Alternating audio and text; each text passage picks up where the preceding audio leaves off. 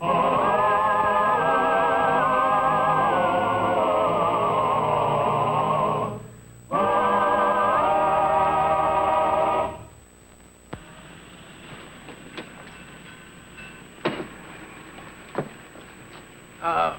folks.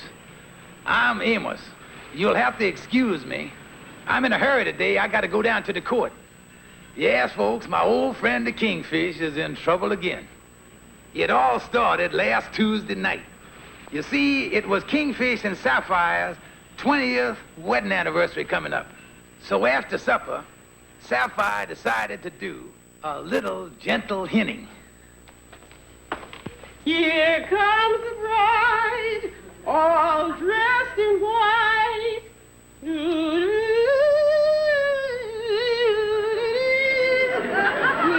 comes the bride. Honey, would you cut that out? The neighbors will think the cat fell in the washing machine again. What is it now? George, don't you know what day tomorrow is? Well, the day being Monday, taking a wild guess, I'd say tomorrow would be Tuesday. George, don't you remember what happened 20 years ago tomorrow? 20 years ago? Oh, yeah. That's the day they sunk the Maine. That's the day we was married. Well, I know there was something sunk. You is just the meanest man alive, George. Don't nothing ever mean nothing to you. George Stevens, you just ain't got no heart. But Sapphire, something must have happened to the old gal. She can't on there like Tallulah Bulkhead. Oh, my head. If these pills ain't doing your headache no good, maybe I ought to get you a phenol barber pole. Andy, I had a terrible night last night. Sapphire locked me out the bedroom. I had to sleep on the sofa. You did, huh? Andy, I's a heel. I done forgot every wedding anniversary we ever had. But I'm gonna make it up to her, Andy. This is our 20th wedding anniversary. I'm gonna show her that I got a heart. I'm gonna show her that the faith and the confidence that she's put in me through all these years was really something. I'm gonna make it up to her, Andy, with a beautiful gift. You is, huh? Yeah, Andy. And this anniversary, I may even go as high as, $6. Oh. Lightning, where's there a good woman's store at around here? Well, now, there's the Bontown Variety Store down the street there. Oh, yeah.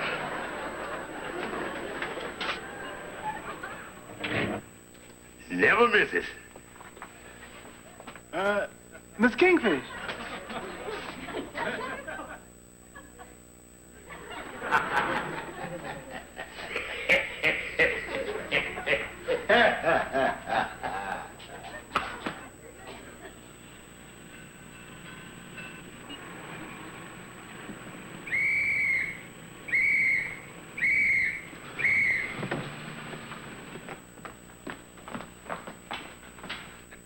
Spotted us. We're sitting ducks if we're caught here now. Where's the gun? In here. What'll we do? Out the back way.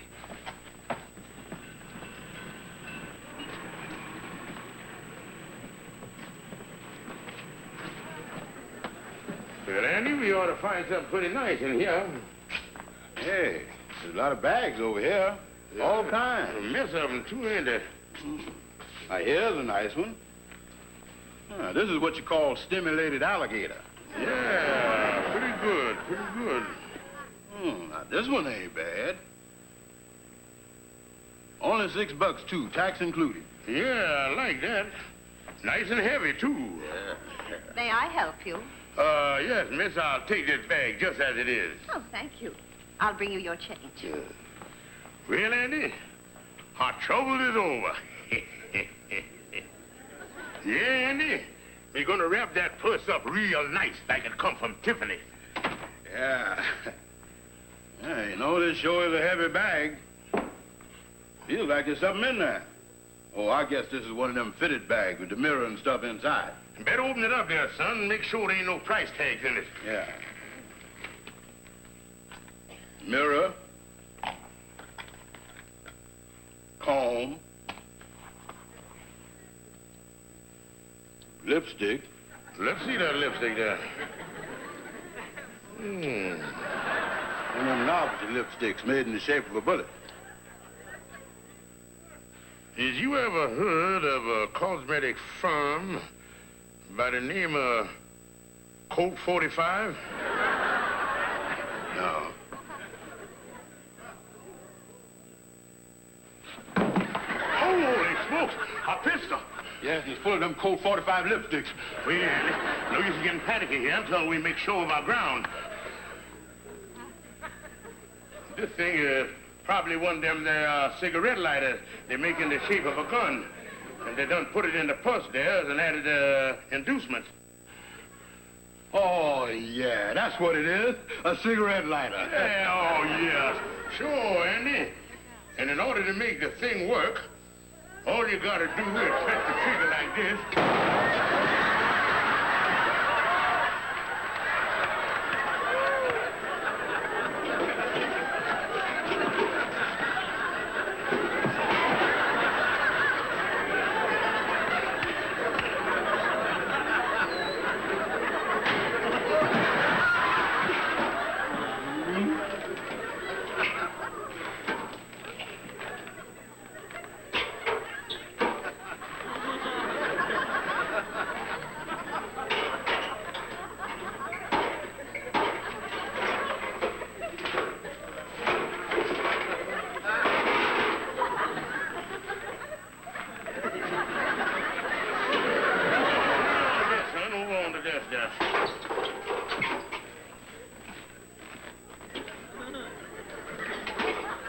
Don't you think you ought to take that thing back to the store and find out what goes? Oh, no. Finders keepers. You know, Andy, I just thinking, I could take that thing over to the pawn shop. The hockabilities of this thing is unlimited. Yeah. Something like that ought to bring 30 or 40 bucks. Careful that, Kingfish. Yeah, after supper, I think I'll run over to one of the pawn shops. Yeah, but be careful with the gun, Kingfish. I think it's against the antitrust laws to carry a gun in New York. Don't worry about me, son. Come along, Kingfish, ride it again. Yeah, Andy, with 30 or 40 bucks, I could buy Sapphire a real nice present instead of this crummy purse.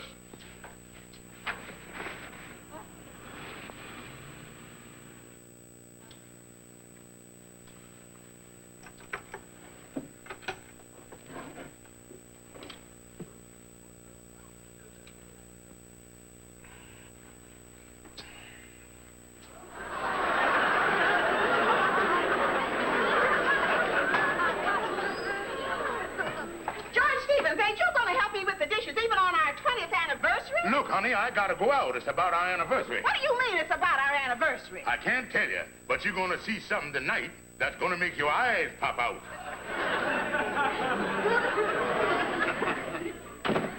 Good heavens. What on earth would George be doing with a gun?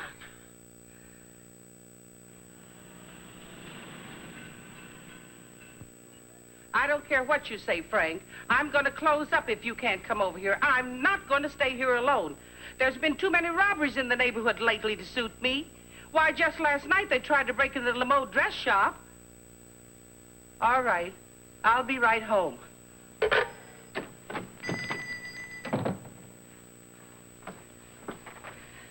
Yes? What is it? Look, madam, I got a gun here, and I want some money. Wait a minute here. Madam, what's wrong? Well, of all things.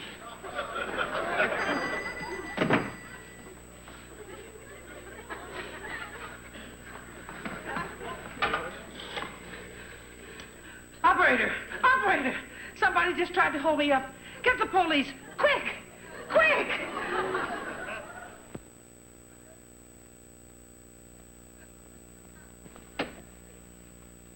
Hello there, Andy. Come on in. Morning, Kingfish.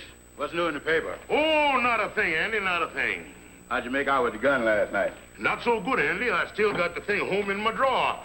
Sapphire's still mad at me, too. Wouldn't even speak to me this morning. Oh, that's where it goes, all right. Hmm. I see we had a little excitement around here last night, right here in our neighborhood, too. That's all? Yeah, over at Anderson's pawn shop. Some fella tried to hold it up. That's a funny coincidence. I was in Anderson pawn shop myself last night. I hope they get the dirty crook. It says, yeah, when the assailant pulled the gun on the proprietor, Miss Anderson, she fainted.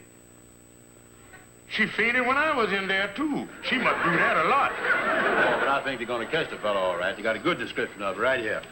According to Mrs. Anderson, the hold-up man was wearing a checkered vest, cutaway coat, and a gray fedora. Andy, holy smoke. They think I was the one who robbed the pawn shop. Why don't you call them up and tell them they done made a mistake? Tell them you found the gun in the purse. Yeah, that's the thing to do, all right. Operator, give me the police. Is you out of your head, stupid? You think they're gonna believe a cockeyed fool story like that? The next thing I know, I'll be up the river, sitting in sanitary confinement. Kingfish, when you throwed that purse away, you ain't got nothing to back up your story. Well, why did you let me throw it away, you big dummy? Why did I? Well, what you gonna do? I don't know, but I'm getting out of here. Mr. Kingfish, watch out for the slippery steps. Oh. Is your hurt, Kingfish? No, never mind, Andy. A broken back don't mean a thing at a time like this.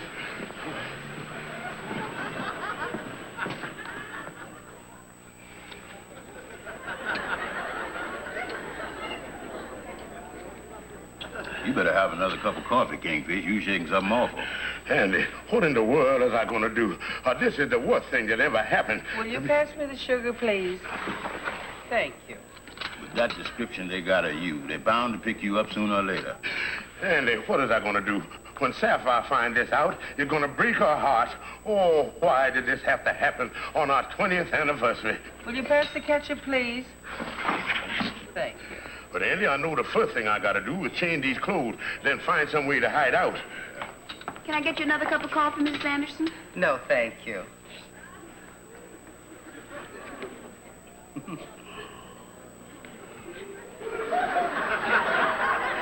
What's wrong?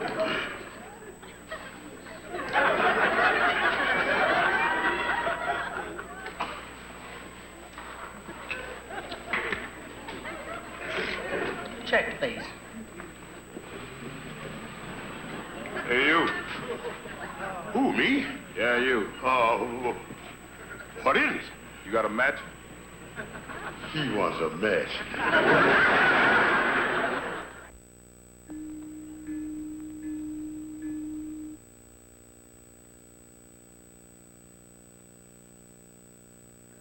Oh, me. 4 o'clock. I ain't slept a wink all night. Oh, what is I gonna do? The police is after me. They'll never believe I is innocent. I'm gonna have to run away. Someplace where I can lose myself forever. Ah, the Foreign Legion. The French Foreign Legion.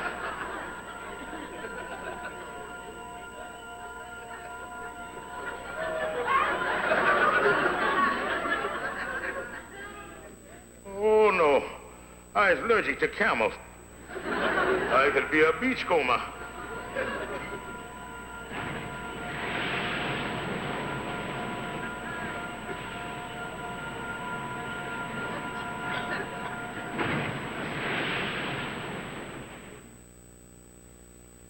I know.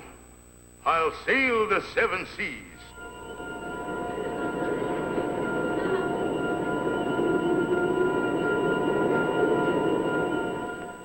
But I ain't got the money for the boat fare.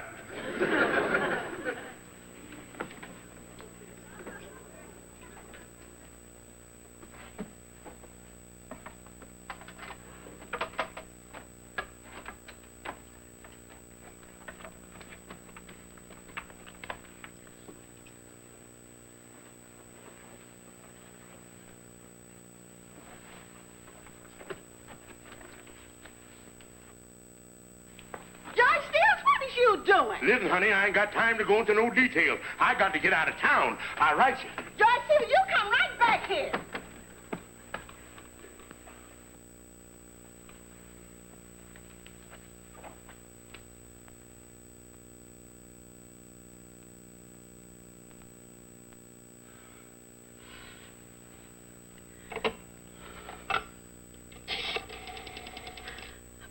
Police department, please.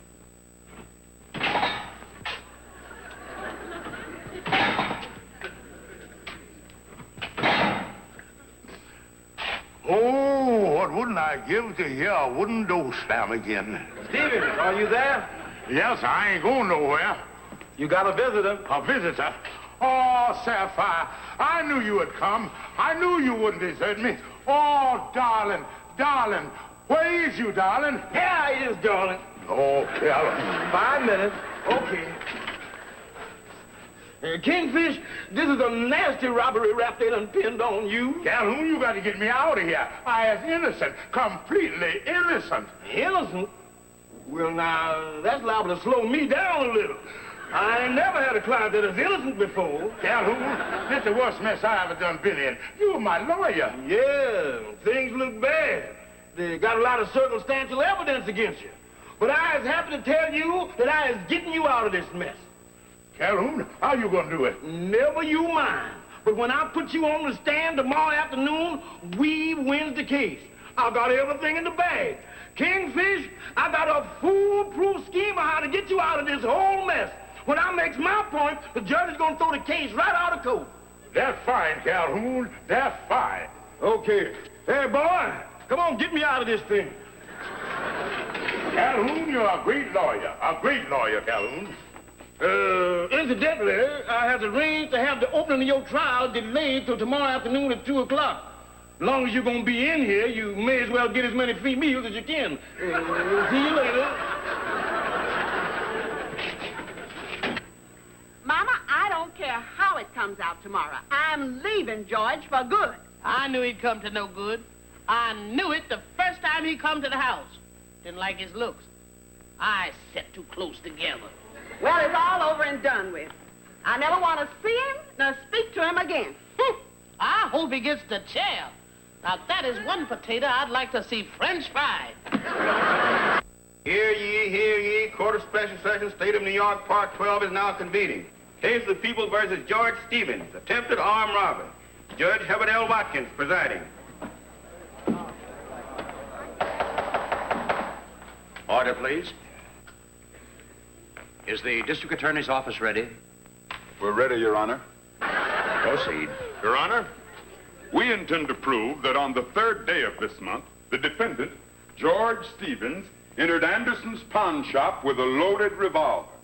We will show it was a cold, calculated attempt to rob this defenseless woman. Will Mrs. Anderson please take the stand? Yes, sir. He pointed a gun at me and said, I want some money. And then, Mrs. Anderson, upon seeing the gun, you fainted, thus frightening the defendant who ran from your store? That's correct. Thank you. That'll be all. Mr. Brown, you've testified to the sterling character of Mr. Stevens. You've testified that you've known him for a long, long time. About how long would that be? Oh, 15 or 20 years. I see. Now, would you mind telling the court under just what circumstances you met the defendant? Well, about 18 years ago at a carnival. I reached in my pocket to get my wallet and shook hands with Mr. Stevens.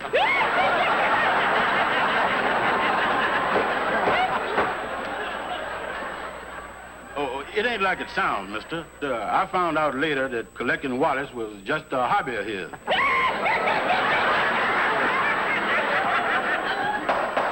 Order, please. Continue, please. No further questions, Your Honor. Your witness, Counselor. Go ahead and question him, Calhoun. Ask him where I got the gun from. Now, wait a minute. I'm the lawyer here. We don't need him. I got the case in the bag anyway. No questions, Your Honor. You may step down, Mr. Brown. Yes, sir. Thank you.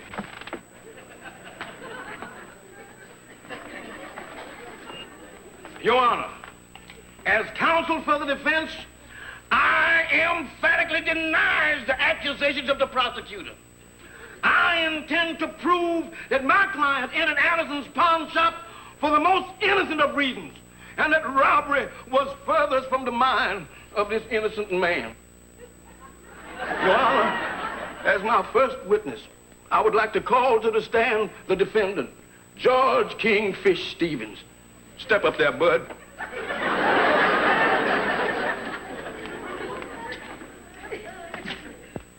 Do you swear to tell the truth, the whole truth, nothing but the truth, so help you? I do.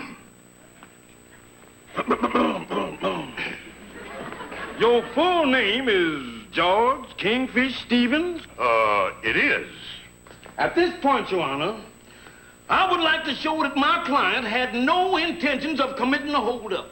And I intend to prove that point beyond the slightest shadow of a doubt. Your Honor, when my client went into that pawn shop, he went in there with a gun that could not possibly be fired under any circumstance whatsoever. And right here and now, I intend to offer conclusive proof to that statement. Your Honor, you can pull the trigger of this revolver as much as you please, and it will not...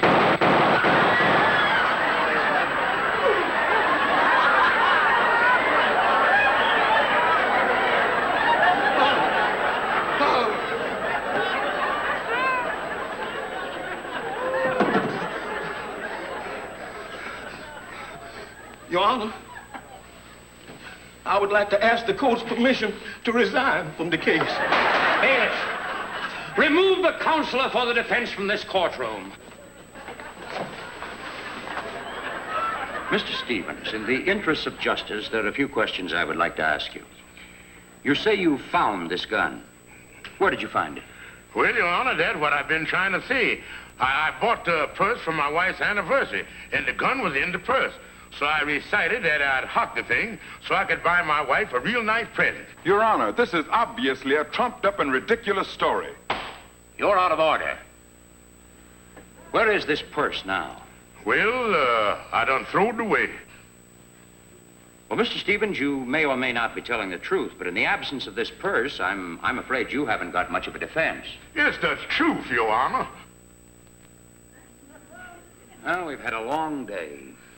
I hereby recess this court until 10 o'clock tomorrow morning, at which time I will give my decision in this case. Court dismissed.